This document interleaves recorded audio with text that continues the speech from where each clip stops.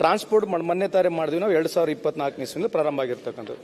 ನಿಮಗೆ ನಾವು ಬೆನಿಫಿಟ್ಸು ಯಾವ ರೀತಿ ಕೊಟ್ಟಿದ್ದೀವಿ, ನೀವು ಕನ್ಸ್ಟ್ರಕ್ಷನ್ ಬೋರ್ಡ್ ಬಗ್ಗೆ ಏನು ಹೇಳಿದ್ರಲ್ಲ ಸರ್, ನೀವು ಕೇಳಿರ್ತಕ್ಕಂಥದ್ದು ಪರ್ಟಿಕ್ಯುಲರ್ ಟೂಲ್ ಕಿಟ್ಸ್ ಬಗ್ಗೆ ಕೇಳಿದ್ರಿ. ಅದರಲ್ಲಿ ನಿಮ್ಗೆ ಕೇಳಿರ್ತಕ್ಕಂಥ ಪ್ರಶ್ನೆಗಳು ಓದ್ಬಿಡ್ತೇನೆ, ಯಾಕಂದ್ರೆ let me be very clear, because ನೀವು ಸ್ವಲ್ಪೆಲ್ಲ ಮಿಕ್ಸ್ ಮಾಡಿಬಿಟ್ರಿ, ಹಂಗಾಗಿ ನನಗೂ ಕನ್ಫ್ಯೂಸ್ ಆಯಿತು. So I just read out what is your question. ನೀವು ಕೇಳಿರ್ತಕ್ಕಂಥ ಪ್ರಶ್ನೆ ಏನು, what are the schemes in the labour department, ಯಾವ ಸ್ಕೀಮ್ಸ್ ಅದಾವ ಲೇಬರ್ ಡಿಪಾರ್ಟ್ಮೆಂಟ್ ಅಂದಾಗ ನಾವು 3 ಬೋರ್ಡ್ಗಳ ಸ್ಕೀಮ್ಗಳ ಬಗ್ಗೆ ತಮ್ಮ ಮಾಹಿತಿ ಕೊಟ್ವಿ. ಹೌ ಮೆನಿ ಟೂಲ್ ಕಿಟ್ಸ್, ನೀವು ಟೂಲ್ ಕಿಟ್ಸ್ ಎಷ್ಟು ಕೊಟ್ಟಿದ್ದೀರಿ ಅದರ ವಿವರ ಕೊಡಿ ಅಂತ ಕೇಳಿದ್ರೆ ಸಂಪೂರ್ಣವಾಗಿ ಜಿಲ್ಲೆವಾರು ಎಲ್ಲ ಟೂಲ್ ಕಿಟ್ಸು, ಅದ್ರ ಜೊತೆಗೆ ಬೇರೆ ಬೇರೆ ಏನು ಪ್ರೊಫೆಷನ್ ಕೆಲಸ ಮಾಡ್ತಾರೆ ಅದನ್ನೆಲ್ಲ ಸಂಪೂರ್ಣ ಕೊಟ್ವಿ. ಬೆನಿಫಿಷಿಯರೀಸ್ ಯಾವ ರೀತಿ ಐಡೆಂಟಿಫೈ ಮಾಡ್ತಾರೆ ಅಂತ ಕೇಳಿದ್ರಿ. ನೀವು ಕೇಳಿರ್ತಕ್ಕಂಥ 3ನೇ ಪ್ರಶ್ನೆ, ಬೆನಿಫಿಷಿಯರಿ ಯಾವ ರೀತಿ ಐಡೆಂಟಿಫೈ ಮಾಡ್ತಾರೆ ಅಂತ ಕೇಳಿದ್ರಿ.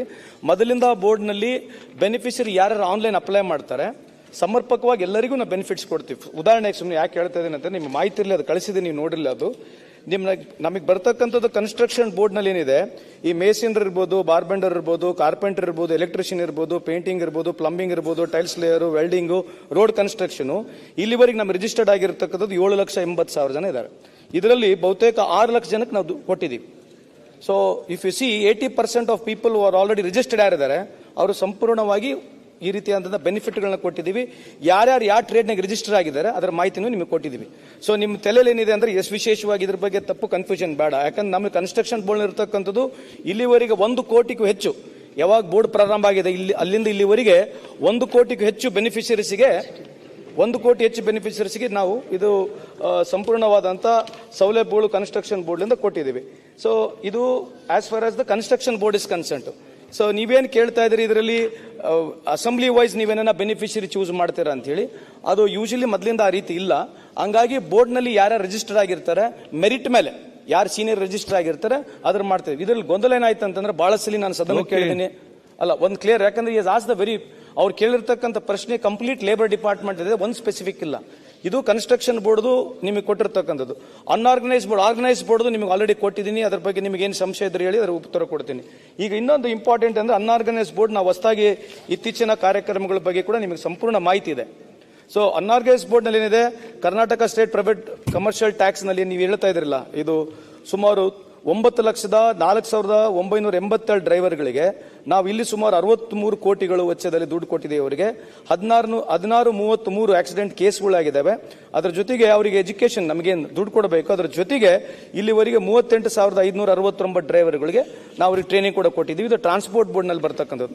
ಅಂಬೇಡ್ಕರ್ ಕಾರ್ಮಿಕ ಸೇವಾ ಹಸ್ತ ಸ್ಕೀಮ್ ಅಂತ ಹೊಸದಾಗಿ ಮಾಡಿರ್ತಕ್ಕಂಥ 2017-18ನಲ್ಲಿ ಇದರಲ್ಲಿ 24,17,763 ವರ್ಕರ್ಸ್, ಸುಮಾರು ಇವತ್ತು 19 ಕ್ಯಾಟಗರಿಗೆ ಅನ್ಆರ್ಗನೈಸ್ ಸೆಕ್ಟರ್ನ ನಾವು ಇವ್ರನ್ನ ಗುರುತಿಸ್ಬಿಟ್ಟು ಈಗ ರೀಸೆಂಟ್ ಆಗಿ ಮಾಡಿರ್ತಕ್ಕಂಥದ್ದು. ಇವರಿಗೆ ಮೊದಲನೇ ಬಾರಿಗೆ ನಾವು ಈ ಸ್ಕೀಮ್ನ ಪ್ರಾರಂಭ ಮಾಡಿದ್ದೀವಿ. ಇದು ಅನ್ಆರ್ಗನೈಸ್ಡ್ ಆಗಿರ್ತಕ್ಕಂಥದ್ದು. ಮತ್ತೆ ಗಿಗ್ ವರ್ಕರ್, ಮೊನ್ನೆ ಮುಖ್ಯಮಂತ್ರಿಯವರು ನಮ್ಮ ಸರ್ಕಾರ ಬಂದಾಗ ಗಿಗ್ ವರ್ಕರ್ದು ಒಂದು ಬಿಲ್ ಅಂತ ಅಂದ್ಬಿಟ್ಟು ವಿಶೇಷವಾಗಿ ಗಿಗ್ ವರ್ಕರ್ ಇನ್ಸೂರೆನ್ಸ್ ನಾವು ಪ್ರಾರಂಭ ಮಾಡಿರ್ತಕ್ಕಂಥದ್ದು. ಅದೆಷ್ಟು ಬೆನಿಫಿಷರಿ ಇದ್ದಾರೆ. ಇದು ನೀವು ಹೇಳಿದ್ರಿ Karnataka motor transport and other allied ವರ್ಕರ್ಸ್ದು, ಅದರದ್ದು ಪ್ರಾರಂಭ ಮಾಡಿದ್ದೀವಿ.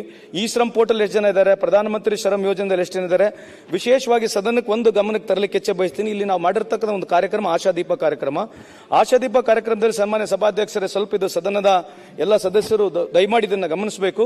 ಇದರಲ್ಲಿ ವಿಶೇಷವಾಗಿ SC/ST ಜನಾಂಗದವ್ರಿಗೆ ಯಾರು ಕೆಲಸ ಕೊಡ್ತಾರೆ, ವಿಶೇಷವಾಗಿ SC/ST ಜನಾಂಗದಾಗ ಮೊದಲಿಂದ ಯಾರನ್ನ ಕೆಲಸ ಕೊಟ್ಟಿದ್ರು ಕೂಡ ಅವ್ರ ಪರವಾಗಿ ನಾವು ESI PF ಸುಮಾರು 3,000 ರೂಪಾಯಿ ಅವ್ರಿಗೆ ಕೊಡ್ತೀವಿ. ಅಥವಾ ಎರಡನೇದು ಕಾಂಟ್ರಿಬ್ಯೂಷನ್ ಆಗಿ ಕೊಡ್ತೀವಿ. ಎರಡನೇದು ಅವ್ರು ಸ್ಟೈಫಂಡ್ ಆಗಿ ಅವ್ರನ್ನ ತಗೊಂಡ್ರೆ, ಅಂದ್ರೆ ಬೈ ಚಾನ್ಸ್ ಅವರು ಟ್ರೈನಿಯರ್ ತಗೊಂಡ್ರೆ ನಾವು 2 ವರ್ಷವರೆಗೆ ಅವರಿಗೆ 5,000 ರೂಪಾಯಿ ಸ್ಟೈಫಂಡ್ ನ ಕೊಡ್ತೀವಿ.